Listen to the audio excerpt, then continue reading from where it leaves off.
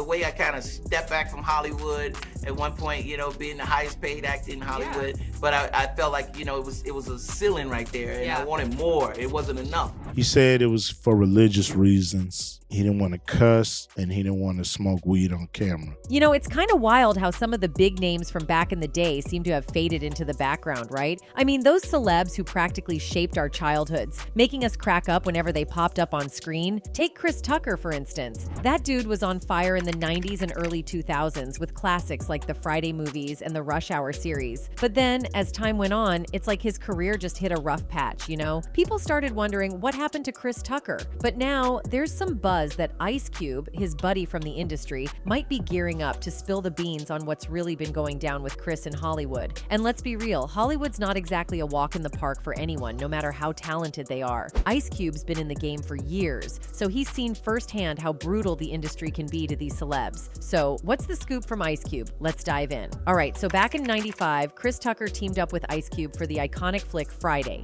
where Tucker brought the house down as Smokey, one of his most legendary roles. But then, when the sequel, Next Friday, rolled around 5 years later, something was missing. Smokey was nowhere to be found. People were scratching their heads wondering why such a big character was MIA. Turns out, after the first Friday blew up big time, Tucker was asked to jump back into Smokey's shoes for the sequel. But guess what? He passed. The guy who rocked the role that earned him an MTV Movie Award nomination for Best Breakthrough Performance decided to sit this one out. So, why the heck would he do that, you ask? Well, Ice Cube spilled the beans during a chat on the Full Send podcast. Apparently, they were ready to throw a cool $12 million Tucker's way to get him back in the game. But old Chris had other plans. He said no thanks, citing religious reasons. He didn't want to be dropping F-bombs or puffing on the green stuff on camera anymore. You'll hear 1,000 different stories, but we wanted to pay him $12 million to do that movie, and he turned it down, Ice Cube shared. He said it was for religious reasons, he continued. He didn't want to cuss, and he didn't want to smoke weed on camera. Really? Yeah, he turned it down. Yeah, we wanted to pay him $12 million to do that movie. He said it was for religious reasons. He didn't want to cuss, and he didn't want to smoke weed on camera. So, Chris Tucker finally decided to speak up about why he gave the cold shoulder to the Next Friday sequel. And let me tell you, it's not just a cut and dry religious thing, according to him. Apparently, Tucker wanted to switch gears and start snagging roles that had a more positive vibe. And yeah, his faith played a part in it, but it wasn't the only reason. See, when his little dude came into the picture, Tucker decided he wanted to clean up his act, literally. He didn't want to be dropping swear words left and right, especially with his kid around. So, he started shifting his focus towards projects that weren't all about the laughs. He said, "A lot of my not cussing started when I had a son. I heard my younger self on a tape cussing once, and just felt like I had to do better. And then it got out that people said I wasn't cussing no more at all. They could believe whatever they want to believe, but it's only going to make me better if I could be funny without cussing every 2 words. Funny is funny. I never was a raunchy comic, but I didn't think about what I was saying because I was young. Being a Christian helps me in comedy. I have to talk about other stuff," Tucker explained. Normally, most comics talk about easy stuff, maybe cussing or saying something raunchy. I have to dig deeper to find something that's still funny and not raunchy. It's harder. I like the challenge. He continued saying, "Back then, I gotta tell you, one of the reasons why I didn't do the second one was because of the weed. I said, man, that movie became a phenomenon. I don't want everybody smoking weed. And I never really told people this because I kind of forgot about it, but it was one of the reasons why I didn't do it, because I said, I don't want to represent everybody smoking weed." One of the reasons why I didn't do the second one because of the weed.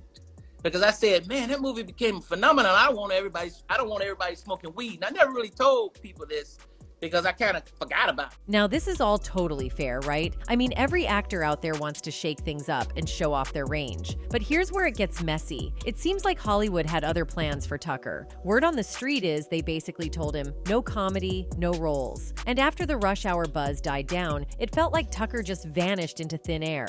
No movies, no TV appearances, nada. Some fans think that because Tucker wanted to steer his career in a more mature direction, Hollywood decided to shove him into a corner. To add to the chaos, Tucker took a big hit in his net worth. Due to some bad moves, messed up paperwork, and debts he brushed aside, the Hollywood celeb saw millions slip away, dragging his overall wealth way down. When Rush Hour blew up big time, Tucker was sitting pretty with a jaw-dropping $20 million payday for the sequel. And that's not all. He snagged some sweet deals for Rush Hour 3 too, scoring a fat chunk of the box office earnings. We're talking over $60 million in contracts during his prime, with a cool $50 million just from the Rush Hour franchise. But then, things took a turn for the worse. See, Tucker ran into some serious money trouble, thanks to a mix of bad decisions and IRS trouble. Yeah, turns out he owed Uncle Sam a hefty sum in unpaid taxes, starting from way back in 2011. By 2014, that number had ballooned to a jaw-dropping $14 million.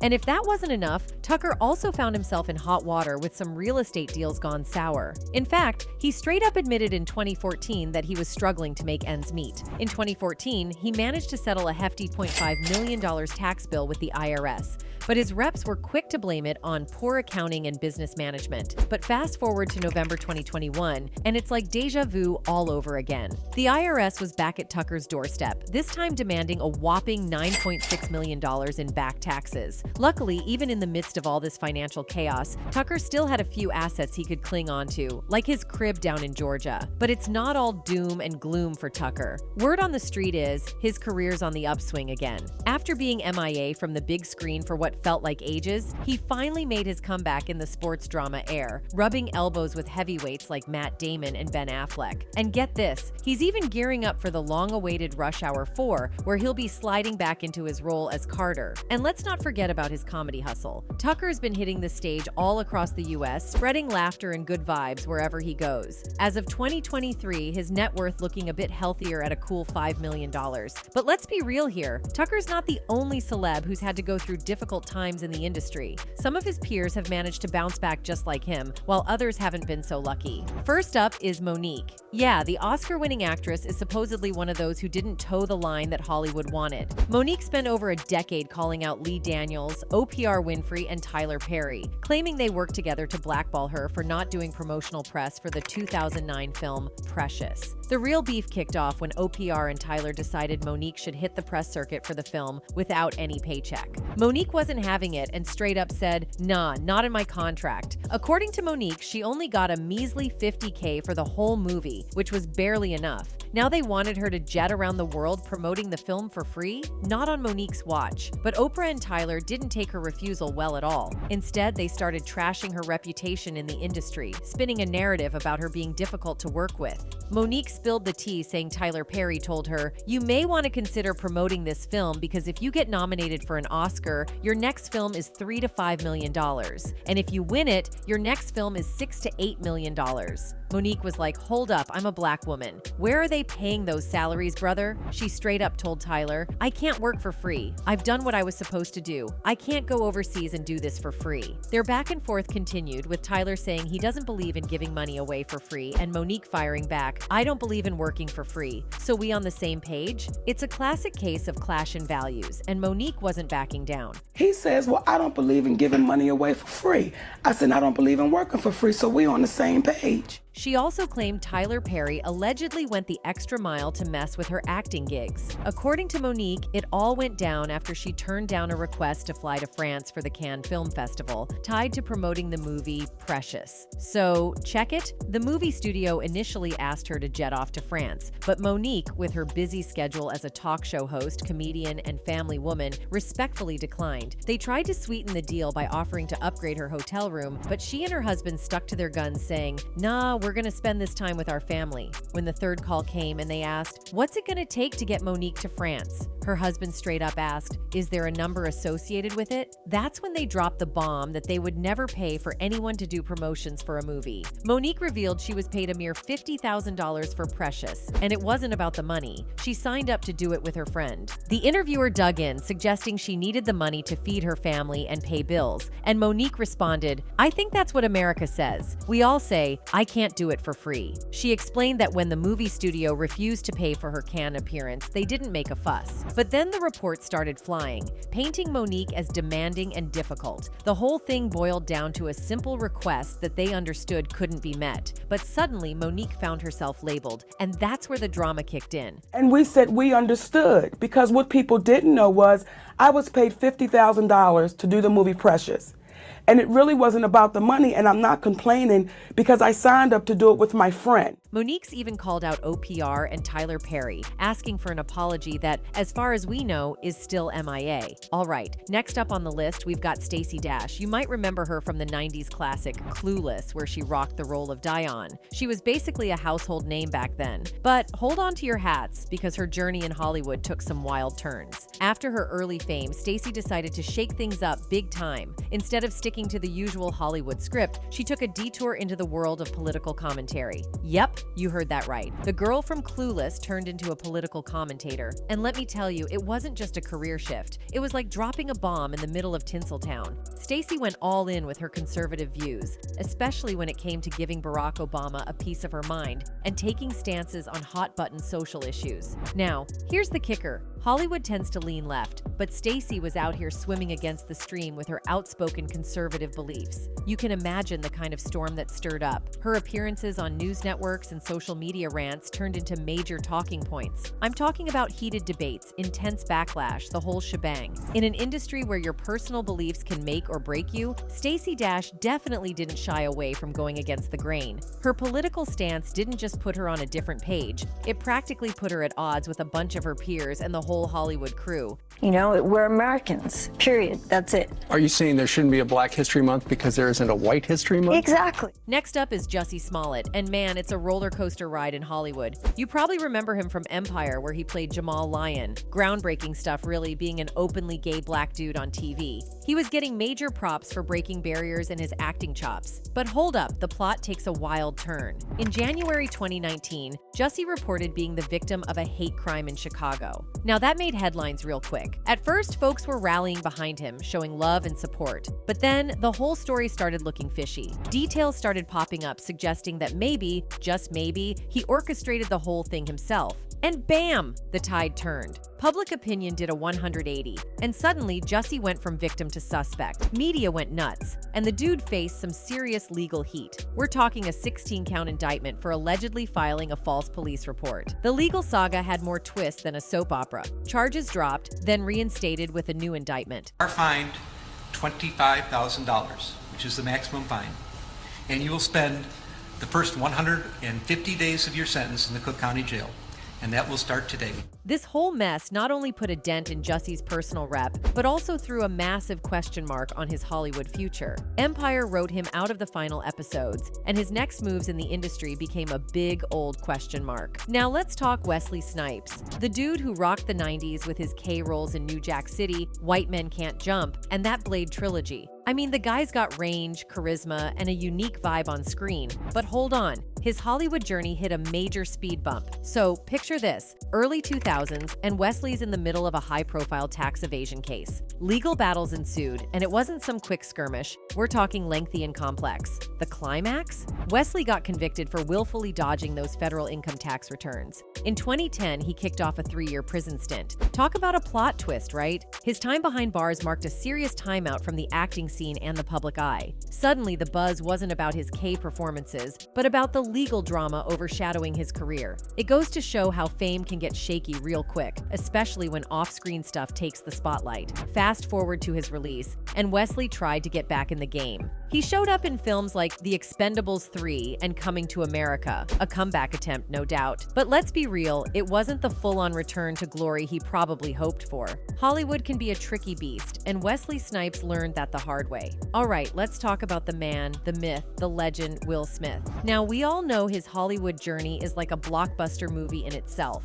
Fresh Prince of Bel-Air in the 90s? Absolute classic. Then he owned the big screen with Independence Day, Men in Black, you name it. Basically, the dude was on fire. But hold on to your seats, because 2022 at the Academy Awards was a whole different plot twist. Picture this. Live on TV, Will Smith goes full-on confrontation mode and slaps comedian Chris Rock on stage. Why? Well, Chris cracked a joke about Will's wife, Jada Pinkett Smith. Instant shockwaves and the whole world's jaws dropped.